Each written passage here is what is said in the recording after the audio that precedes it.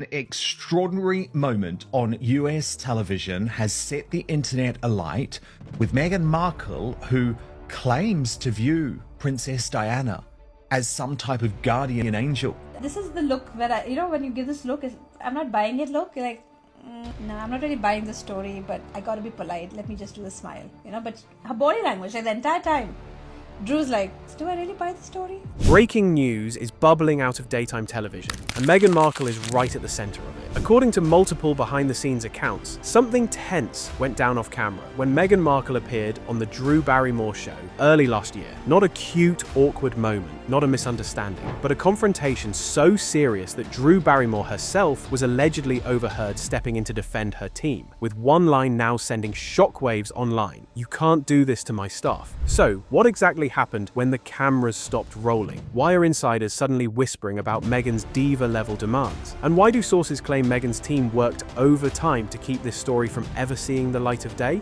This is a developing story, one that staffers, producers, and industry insiders say was buried fast until now. In this video, we're breaking down the allegations, the timeline, and why this moment could quietly reshape how Meghan is viewed behind closed doors in Hollywood. Because when even America's most empathetic talk show host draws a line, you have to ask what really happened. This is the Fast Five with Meghan Sussex.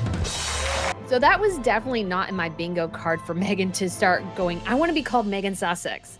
And somebody made something interesting, which was that perhaps she is trying to get away from the negative use of Meghan Markle by changing her name. Well, number one, Meghan, that is not really how it works. Now, guys, you are not ready for this. You see, early last year, Meghan Markle made what was supposed to be a light, feel-good appearance on the Drew Barrymore Show.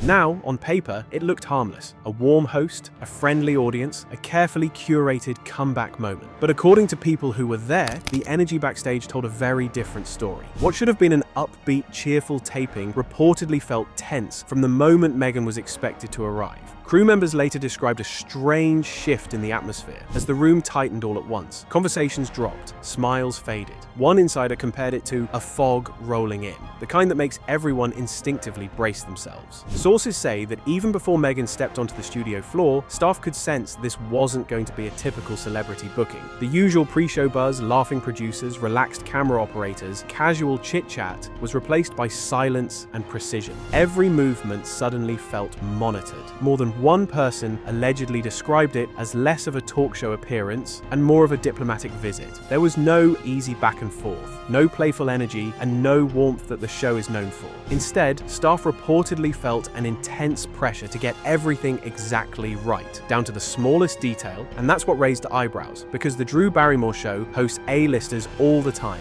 icons, legends, Oscar winners. Yet insiders say this felt different, colder, heavier, almost rehearsed to the point of discomfort. At the time, none of this reached the public. The episode aired polished and pleasant, just as intended, but behind the scenes, things were much different. And this is where insiders say things really escalated. According to multiple behind-the-scenes accounts, Meghan's team allegedly arrived with a list of demands that went far beyond what the show's producers were used to handling, even for high-profile guests. This wasn't just standard celebrity preference territory. It was described as exacting, micromanaged, and non-negotiable. Drew's team was told that the lighting was a major issue. Meghan did not just want good lighting or studio lighting, but precisely calibrated lighting, designed to flatter her from every possible angle. Crew members reportedly adjusted and readjusted rigs repeatedly, terrified of getting it wrong. Then there was seating. Sources claim Meghan's team requested a custom-adjusted chair to prevent what they described as unflattering posture. Producers allegedly tested multiple configurations before settling on one that met approval. Even the introduction became an issue.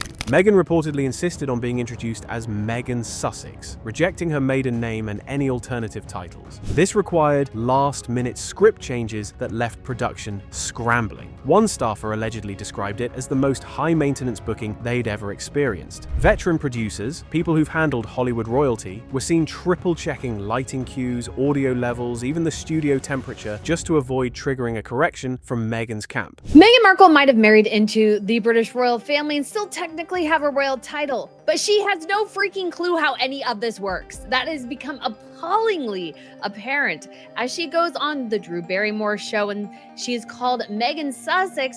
And then how she tells Mindy Kaling after she keeps calling her Meghan Markle, Meghan Markle, Meghan Markle, which is her name. Oh no, it's Sussex. I'm Sussex now. Don't you know I'm Sussex? And according to those present, the tension didn't stop once the cameras started rolling. Sources claim Meghan continued to exert control on screen, subtly steering the conversation, redirecting moments, and maintaining tight boundaries around what could and couldn't be discussed. Because of this appearance, insiders say it wasn't about conversation. It was about damage control. At the time, Meghan's Netflix series, With Love, Meghan had just launched to reportedly harsh reviews. The Drew Barrymore appearance was allegedly meant to soften her image, reset the narrative, and funnel viewers back to the project. But what really rattled staff were the interview controls. Insiders say the questions were heavily reviewed in advance, rewritten, softened, and stripped of anything that could lead off script. Nothing spontaneous, nothing unexpected, no room for surprise. And according to people familiar with the taping, this is the detail that really set tongues wagging. Sources claim Meghan's team demanded to be given every single question in advance. Not a rough outline, not themes, but the full script. One TV insider allegedly described the sit-down as less of an interview and more of a love-in,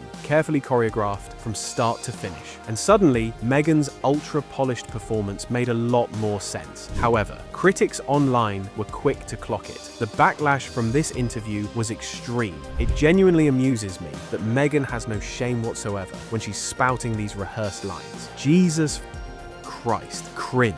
I've got so much to say about this that I'm not going to say anything at all. I didn't watch the entire interview, but what I did watch I found completely irritating because of both Meghan and Drew. They are both so fake and they grate on my last nerve. I find it so annoying Drew would have her on the show. Doesn't she know most people don't like her? And then when introducing her, she lays on the praise so thick like she's the greatest star that ever lived. I'm so disgusted with Drew. Now, what seemed to anger people was how Drew allowed Meghan to glide from answer to answer without ever being challenged. Drew got dragged online for giving into Meghan's demands. To some, it felt less like daytime television and more like a controlled brand exercise. Commentators slammed the segment as a carefully curated dialogue, accusing the show of abandoning journalistic curiosity in favor of image management. Instead of asking the questions people actually wanted answered, the interview appeared designed to present Meghan in the most flattering possible light, soft lighting, soft questions, soft framing. And that's what left so many viewers rolling their eyes. Because once you realize the questions were allegedly pre-approved, the warmth on screen starts to feel rehearsed, the praise starts to feel scripted, and the entire segment begins to look less like an organic conversation and more like a performance engineered to sell a narrative, which raises the uncomfortable question people are still asking now. If everything we saw was planned down to the last word, what was being avoided, but according to insiders, that wasn't even the end of it. What really sent shockwaves through the studio allegedly happened after the cameras stopped rolling. Sources claim a staff member from Drew Barrymore's team accidentally referred to Meghan by her maiden name, a slip that in most TV studios would barely register. But this time, it reportedly detonated the room. Multiple accounts allege Meghan lost her temper, raising her voice at the staffer in a way that left people stunned. The atmosphere, already tense, allegedly flipped from controlled chaos to outright confrontation, and that's when Drew Barrymore herself is said to have stepped in. According to those close to the production, Drew drew a hard line and told Meghan directly, "You can't do this to my staff."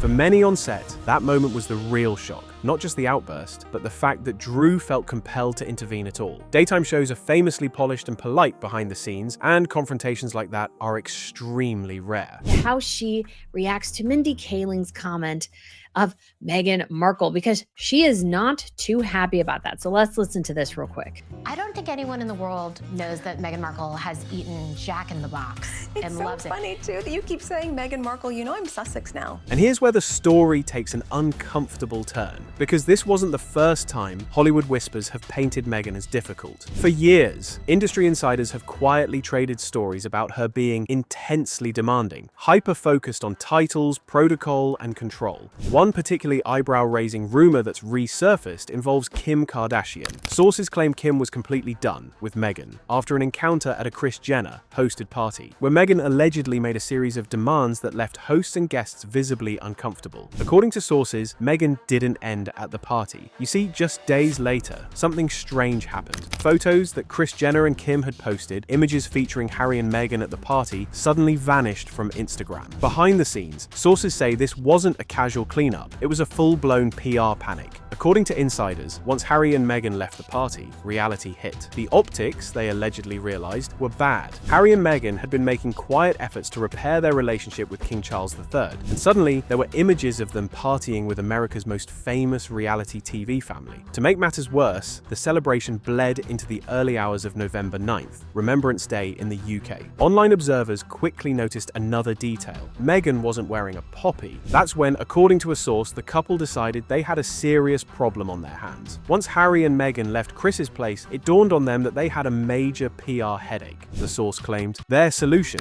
ask Kim and Kris to take the photos down, and that's where things reportedly went sideways. The request did not land well. What's now being whispered about as Photogate allegedly sparked real tension between Meghan and Kim. Sources say Kim was stunned, not because of public perception, but because she was being asked to remove content from her own account, especially after years of what she believed was a friendly, supportive relationship. Kim's been nothing but generous and welcoming, the source said. So this felt like a betrayal, and that sting apparently ran deep. According to insiders, Kim had gone out of her way to help Meghan after the Sussexes stepped back from royal duties in 2020, offering advice, support, and social access as Meghan adjusted back to life in California. There was sympathy, there was goodwill, and yes, there was also the unspoken prestige of being connected to royalty. Kim felt sorry for them, the source explained. She knows what it's like to live under constant scrutiny, and honestly, it felt cool to be connected to royalty. Kim and Kris were happy to open doors, which is why, sources say, the photo takedown request felt less like damage control and more like a slap. And from that moment on, Hollywood insiders say the tone shifted, quietly. But that incident definitely made something clear.